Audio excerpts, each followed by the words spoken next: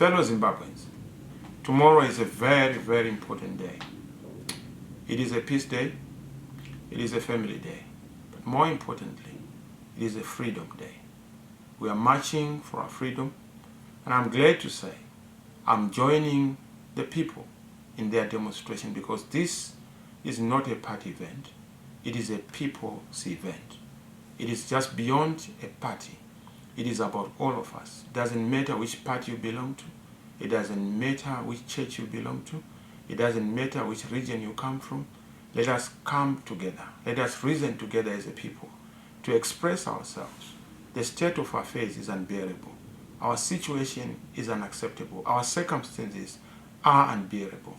And for that reason, let us get together. Let us reason together to find a permanent solution and express ourselves to say this far and no further. This cannot continue.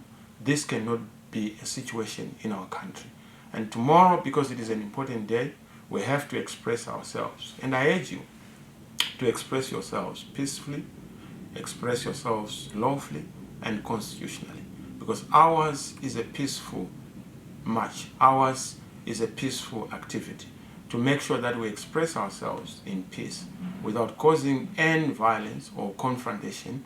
We want to make sure that there's total non-violence in our participation. So every citizen, you are supposed to be your own watchman, making sure that you are watching over your shoulder for those who are trying to be violent. We are aware that there would be those who would want to come and invade or even intrude to try and cause problems, to send a particular narrative that we are an unlawful or a violent people. We are not.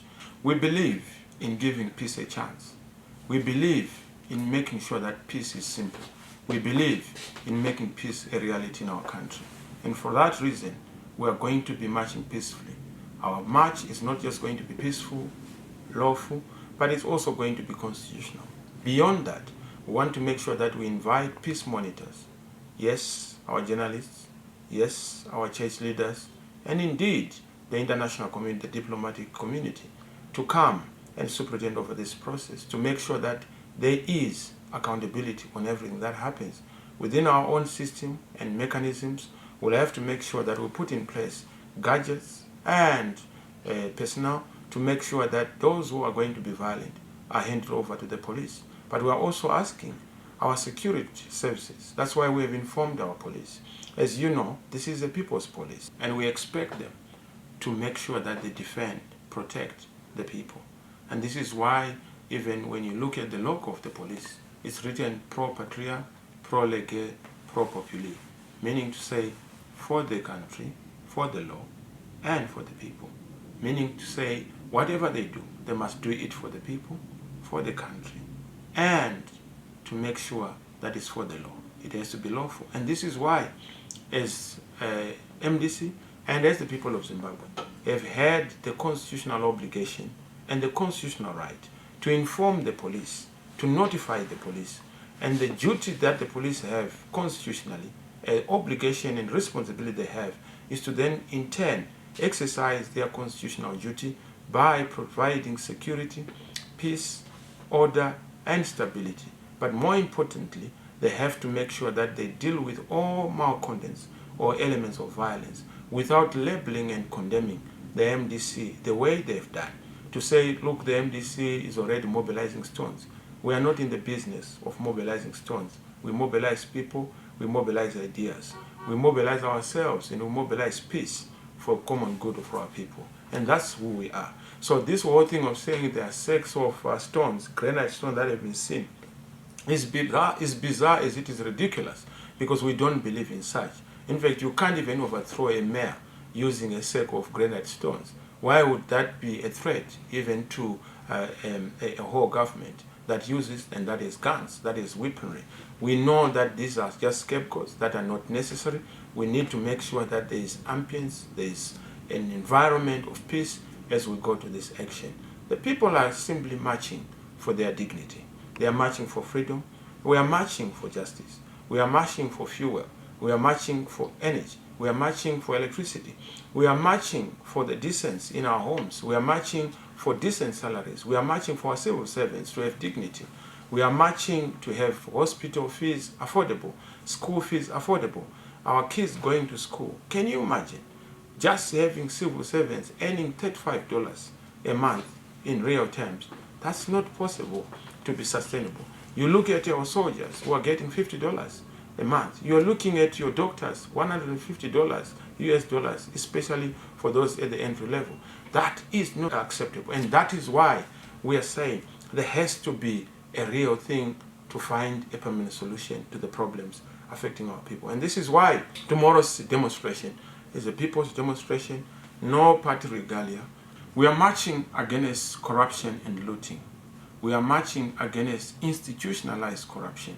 We are marching against cartels. We are marching against arrests, arbitrary arrests, and also the violation of people's fundamental rights.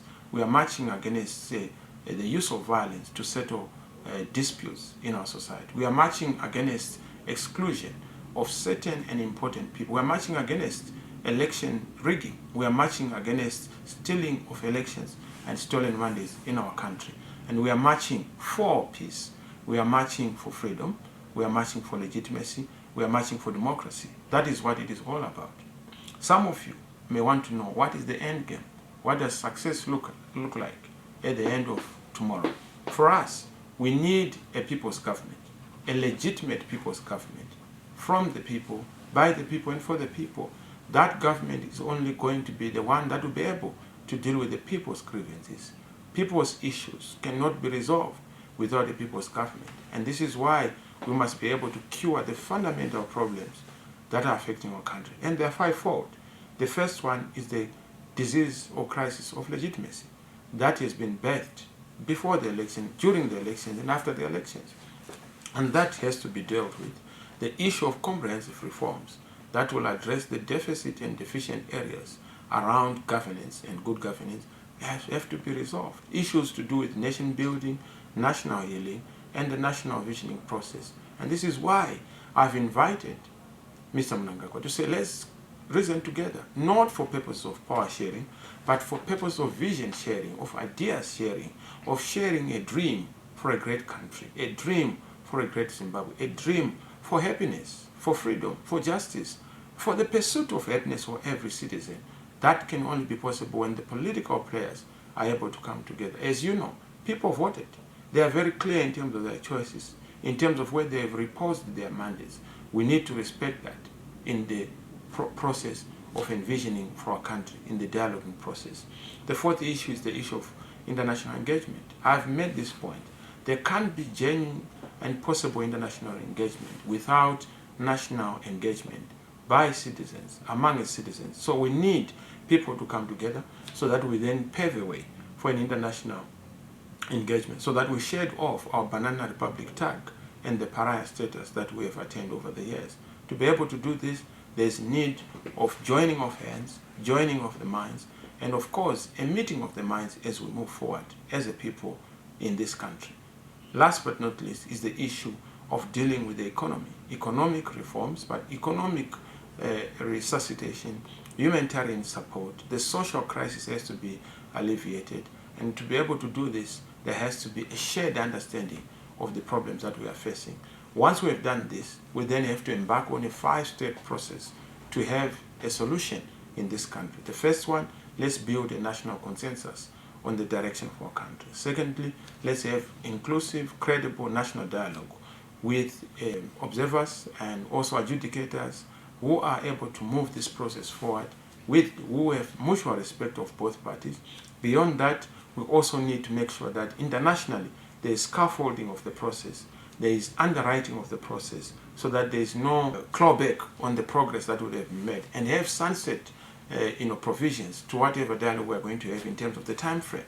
Thirdly, we need then to have a transitional mechanism that will deal with the issues of reform in transiting our country from our current quagmire to circumstances of legitimacy and democracy. To be able to do this, that mechanism has to be agreed upon. It has to have a time frame, but it must also inspire confidence among the citizens, because the crisis in this country is a crisis of governance, is a crisis of confidence. It's a political crisis, not an economic crisis.